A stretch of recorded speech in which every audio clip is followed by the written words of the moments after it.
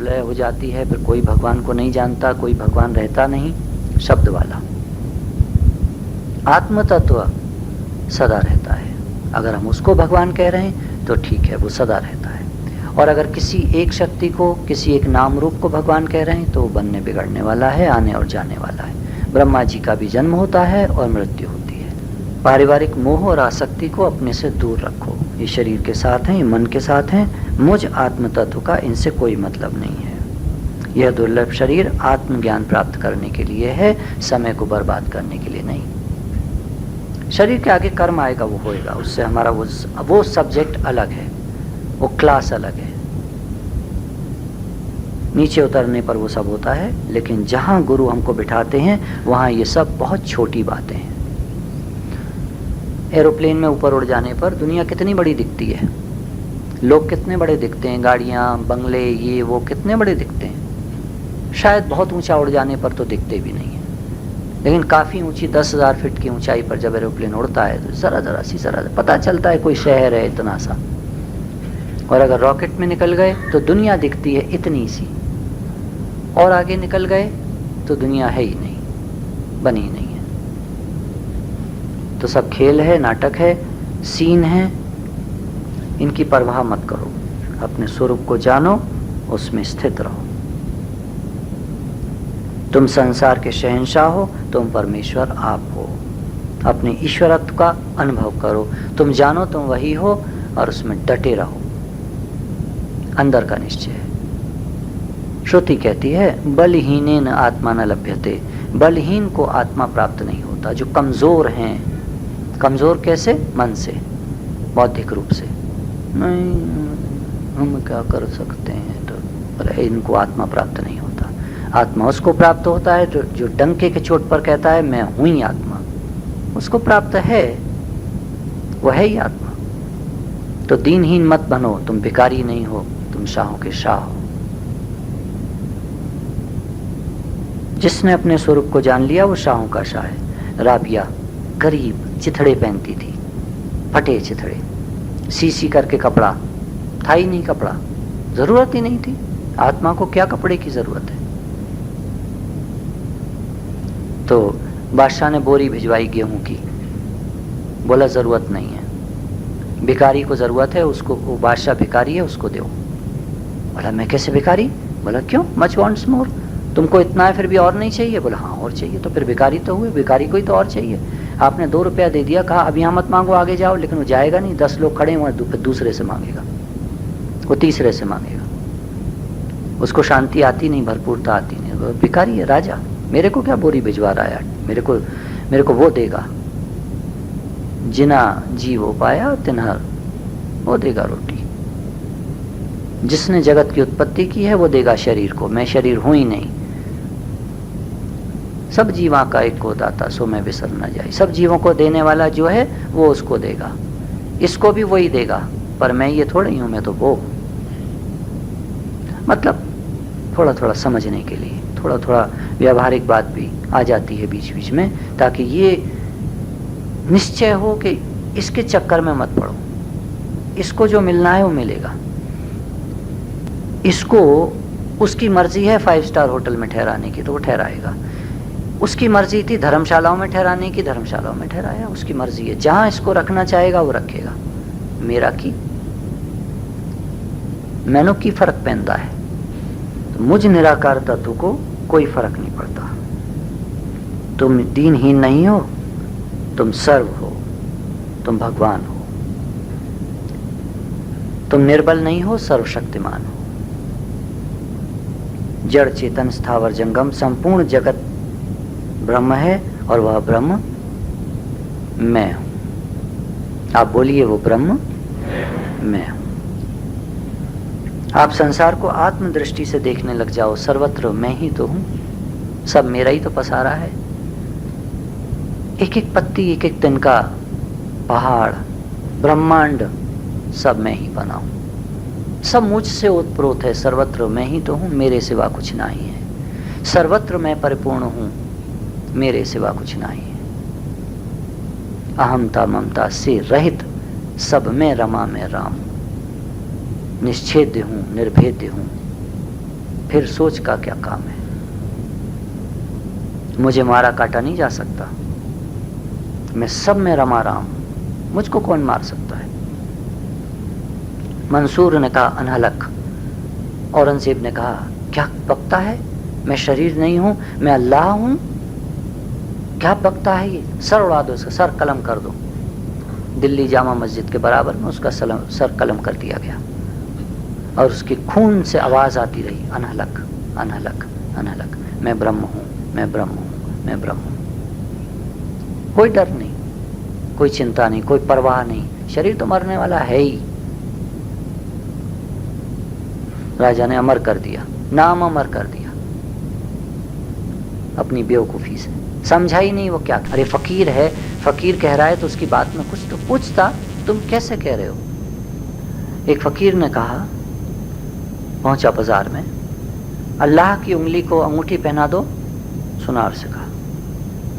सुनार चौंक गया, मुसलमानों का राज्य, अल्लाह की उंगली कहता है, अरे अपने को अल्लाह कहता है। खैर चुपचाप पीछे से गया, पुलिस वालों को खबर कर दी, एक आदमी यहाँ घूम रहा है, फकीर अपने को अल्लाह कहता है। इतने में दूसरी दुकान पर पहुंचा, अल्लाह के पैर को जूता पहना दो। तब चौंक गया, अल्लाह अल्लाह तो निराकार है, ये अल्लाह कैसे हो सकता है?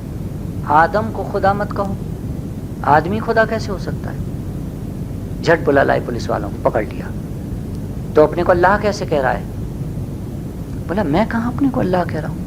बोला क्यों? अभी तो बोला अल्लाह की उंगली को अंगूठी पहना दो, अल्लाह के पैर को जूते पहना दो। अच्छा एक बात बताइए, ये जहान किसका है? बोले अल्लाह का है। और हमारे आपके शरीर किसके हैं? बोले अल्लाह के हैं। तो फिर ये उंगली किसकी हुई? जब शरीर अल्लाह का हुआ तो उंगली किसकी हुई? हाँ यूं तो अल्लाह की हुई। तो मैंने यूं ही तो कहा था, मैंने वही थोड़ी कहा था, यूं ही कहा था। ये पैर किसका हुआ? अल्लाह का। तेरा पैर कैसे, तू अल्लाह कैसे हो जाएगा? मैंने कब कहा मैं अल्लाह हूं? मैंने कहा अल्लाह के पैर को, पैर अल्लाह का नहीं है? हाँ पैर अल्लाह का, तेरा पैर अल्लाह का नहीं है। तो बोला फिर सबके पैर अल्लाह के। तो वही तो मैं कह रहा हूँ, सबके पैर अल्लाह के। मैं कब कह रहा हूँ कि खाली मेरा पैर अल्लाह का? तो फकीरों को कभी कभी होशियार भी होना पड़ता है, ये सिर फिरे समझते नहीं है। इसलिए कहा दुनिया वालों के आगे मोती मत लुटाना। कौवा मोती की कीमत नहीं समझता, हंस समझता है। दुनिया वाले कौन? जो भूले हुए हैं अपने स्वरूप को, हैं वही आत्म तत्व। हम और वह कोई अंतर नहीं है, भेद नहीं है। मुझ में तुझ में कुछ अंतर नहीं। बाहर टोले सो भरम बुलाए, क्योंकि हम बाहर देख रहे हैं, शरीर देख रहे हैं, इसलिए भूल रहे हैं, इसलिए अपने स्वरूप को जान नहीं रहे हैं। जन नानक बिन आपा छीने मिटे न भ्रम की काई। जब तक अपने को जानोगे नहीं तब तक भ्रम की काई, द्वैत मिटेगा नहीं। तुम जानो तुम स्वयं कौन हो। ये जगत ये तो नश्वर है, ये नाम रूप है।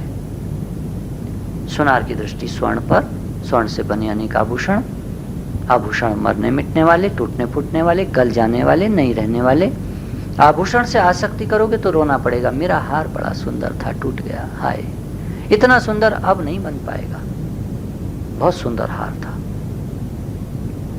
परंतु सोना तो है, स्वर्ण तो ज्यों का त्यों है, उसको कोई हानि लाभ नहीं हुआ, सोने को कोई हानि लाभ नहीं हुआ, हार टूटने से कोई फर्क नहीं पड़ा।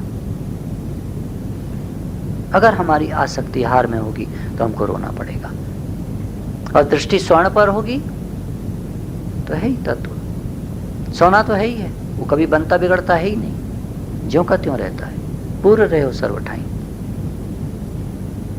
आत्म तत्व सर्वत्र परिपूर्ण है।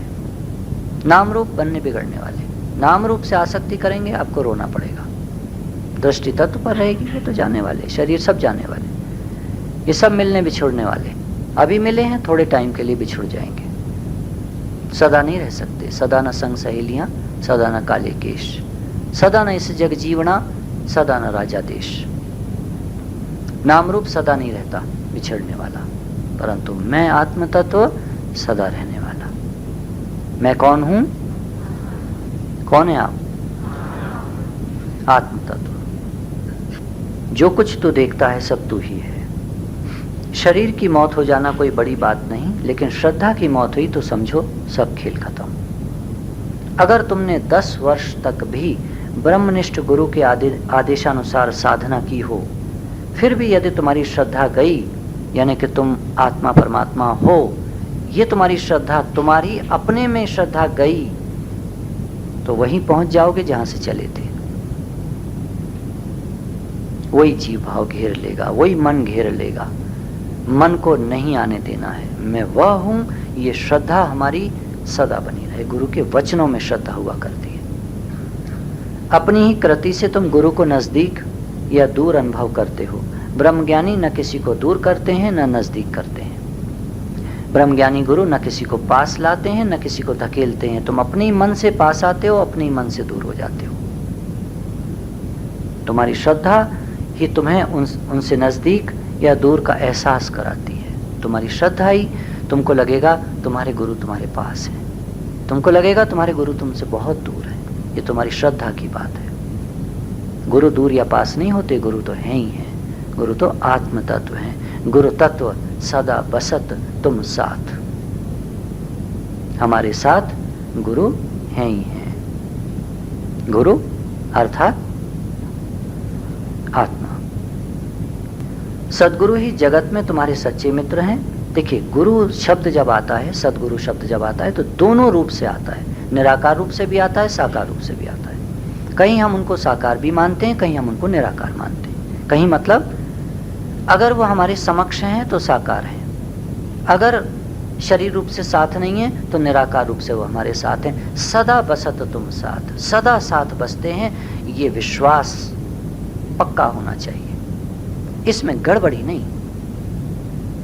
गुरु जी के पास थे तो अभ्यास हो रहा था, अब नहीं हो रहा, तो तुम गुरु के पास थे और अब दूर हो, ऐसा नहीं होता। गुरु सदा पास होते हैं, कभी शरीर रूप से पास होते हैं, कभी निराकार रूप से पास होते हैं। सदगुरु अर्थात ज्ञान ही जगत में तुम्हारे सच्चे मित्र हैं। मित्र बनाओ तो तुम उन्हीं को बनाओ, भाई माता पिता बनाओ तो उन्हीं को बनाओ। भगवान कृष्ण थे ना, कोई उनको सखा रूप से मानता था, कोई बेटा रूप से मानता था, कोई पिता रूप से भी मानता था, प्रद्युम्न उनका पुत्र था। कोई पति रूप से मानती थी स्त्रियां, कोई उनको भाई मानता था, कोई कुछ मानता था। अर्जुन उनको सखा मित्र मानता था, सुदामा उनको बहुत ही बिल्कुल दिली मित्र मानता था। तो ऐसे ही आप अपने को सर्वत्र जब महसूस करेंगे तो आप जानेंगे सब में मैं ही तो हूं, सारे बच्चे मेरे ही तो हैं, सारी स्त्रियां मेरी माता ही तो हैं, सारी जिस रूप से भी जो आप देख रहे हैं, जैसे रूप से भी, ये सब मेरे ही तो हैं। कभी साधु को आप देखेंगे, बोले माता, कितनी भी बड़ी कोई स्त्री होगी वो माता बोलेंगे, माता रूप से। कोई जब कोई आदमी होगा सामने तो बेटा, कुछ भी बन जाइए, कुछ भी बना लीजिए। बोला सदगुरु ही तुम्हारे सच्चे मित्र हैं, मित्र बनाओ तो उन्हीं को बनाओ, भाई माता पिता बनाओ तो उन्हीं को बनाओ। गुरु भक्ति ही तुम्हें जड़ता से चैतन्य की ओर ले जाएगी। गुरु के प्रति जो हमारा विश्वास, हमारा जो प्रेम है, वही हमको इस जड़ता से, जो शरीर हम माने बैठे थे, इससे हमको चैतन्य की ओर ले जाएगी। जगत के अन्य नाते रिश्ते तुम्हें संसार में फंसाएंगे, भटकाएंगे, स्वरूप से दूर ले जाएंगे। गुरु तुम्हें जड़ता से, दुखों से, चिंताओं से मुक्त करेंगे, तुम्हें अपने आत्म स्वरूप में ले जाएंगे। गुरु से फरियाद ना करो, याचना नहीं करनी चाहिए गुरु से। तो जगत के अन्य नाते रिश्ते तुम्हें संसार में फंसाएंगे, भटकाएंगे, स्वरूप से दूर ले जाएंगे। गुरु तुम्हें जड़ता से, दुखों से, चिंताओं से मुक्त करेंगे, तुम्हें अपने स्वरूप में ले जाएंगे। गुरु से फरियाद ना करो, कभी याचना मत करो, गुरु जी हमें बड़ी परेशानी है, हमें यूँ है, हमें हमारे स्वरूप का निश्चय नहीं बना रहता, हमें निश्चय करा दीजिए, हमें प्रेम की ज़रूरत है गुरु जी, हमें प्रेम दीजिए, ये दीजिए, वो दीजिए। बोला याचना मत करो, समर्पण कर दो। जब टोटल समर्पण हो जाता है तो सदगुरु निराकार रूप से सारी संभाल करते हैं, A to Z, संसार की भी और पारमार्थिक भी। संसार भी अपनी जगह ठीक चलेगा और स्वरूप में स्थिति भी पक्की निश्चित हो जाएगी। अभी ऐसा बोलेंगे समझने के लिए, वैसे हो गई है। तो कह रहे हैं गुरु के आगे समर्पण करो। उनका हृदय ऐसा निर्मल है कि जैसी उनमें भावना करोगे वैसा ही लाभ होगा। अगर तुम सोचोगे मेरे पिता हैं, तुम्हें पिता दिखाई देंगे। तुम सोचोगे मेरे मित्र हैं, मित्र दिखाई देंगे। तुम सोचोगे मेरे गुरु हैं, तुम्हें गुरु दिखाई देंगे। गुरु को त्रिगुणातीत मानकर उनकी आज्ञा पालन में चलोगे तो स्वयं भी एक दिन गुणों से पार हो जाओगे। ये 3 गुणों का खेल, ये प्रपंच, ये संसार, इससे पार जाना चाहते हो तो गुरु को ऐसा जानो कि वो माया के पार हैं, गुणातीत हैं। तुम भी एक दिन ऐसे ही हो जाओगे। जैसा गुरु वैसा चेला, जस राजा तस प्रजा, जैसा एसोसिएशन वैसा ही result. As you know I am so shall you be, Bible का वाक्य है। गली के मवाली लोगों से दोस्ती करोगे, गालियां सीख जाओगे। तोता था ना, मारो काटो बोलता था। एक तोता राम राम बोलता था, दोनों को पास रख दिया, दोनों मारो काटो बोलने लगे। राम राम वाला राम राम नहीं सिखा पाया क्योंकि वह अभी उतना दृढ़ नहीं था। जिस दिन दृढ़ता हो जाएगी, है ही आत्मा तत्व, उस दिन डंके की चोट पर कोई कुछ कहेगा, हम कहेंगे है ही आत्मा। वो कहेगा क्या क्या बकते हो, हम कहेंगे है ही आत्मा। वो कहेगा पागल हो क्या, कहेंगे है ही आत्मा। वो कहेगा नालायक, हम कहेंगे है ही आत्मा। ये तो लगता है दिमाग खराब हो गया, है ही आत्मा। अरे इन पागलों से कौन बात करे, है ही आत्मा। निश्चय वाली बात है, वो झुक जाएगा आपके आगे। एक दिन आएगा, दादा भगवान के घर वालों ने उनको कभी भगवान नहीं माना, उनकी स्त्री ने भी भगवान नहीं माना, अंत तक नहीं माना। जब बहुत शरीर से तबीयत खराब थी, सब उनको भगवान कहते थे। तो एक दिन वो नींद में ही बोल रहे थे, मैं ना आता हूँ न जाता हूँ, मैं तो हुई हूँ। मैं भगवान से भी पहले था, मैं ही कृष्ण बना था, मैं ही राम, मैं ही नानक, सब मैं ही बना था। उनकी स्त्री ने सुना, तब उस दिन उसने उनके चरण छुए कि आप साक्षात भगवान हैं, मैंने आपको पहचाना नहीं। लेकिन अब यहाँ प्रश्न उठता है, क्या केवल दादा भगवान भगवान थे? इसका समाधान है, सब कुछ वही है। हम आप सब कुछ वही है। निश्चय कर सच मान रहे। गुरु की बात को अगर निश्चय कर लेंगे, सच मान लेंगे, अंदर दिल में धारण कर लेंगे, हम वही हैं already. We don't have to become, we are already that. Just believe. जिसने मान लिया उसका बेड़ा पार है। संसार की बात मत करिएगा। वहां जाते हैं तो हमको डर लगता है, वहां जाते हैं जब पति बोलता है ना ये काम कर वरना, तो हम घबरा जाते हैं। घबरा कौन जाता है? मन घबरा जाता है। तुम तो हो ही आत्मा, तुमको कोई घबरा सकता है? आत्मा को कोई काट मार सकता है? कोई अग्नि जला सकती है? शस्त्र काट सकते हैं? उसका तो कोई कुछ बिगाड़ ही नहीं सकता। और मैं वो हूं, तो फिर ये तो बाहर से बकता है, कुत्ता भौंकता है।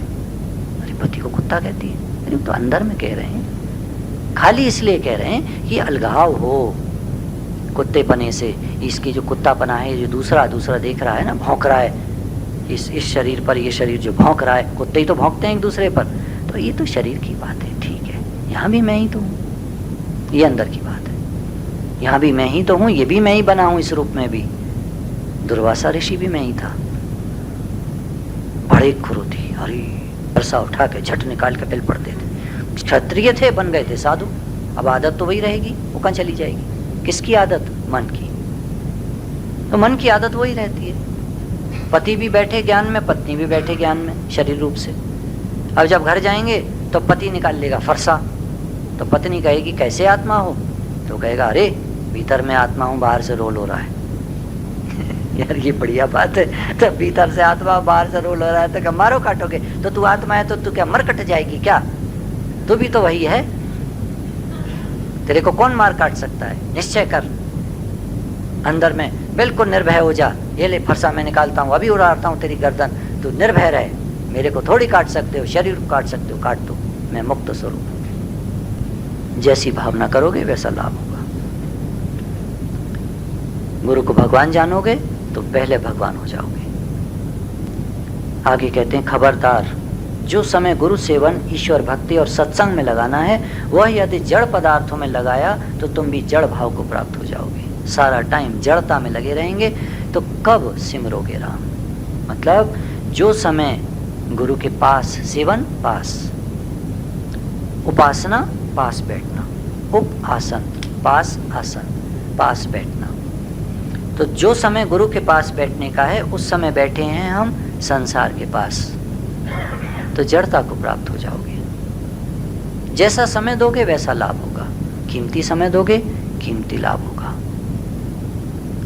महाराज दफ्तर जा रहे हैं, 10 मिनट थे, सोचा आपके दर्शन करते चलें, तो बेटा 10 मिनट वाला ही लाभ होगा, चलते फिरते वाला लाभ होगा, परमानेंट वाला लाभ नहीं होगा।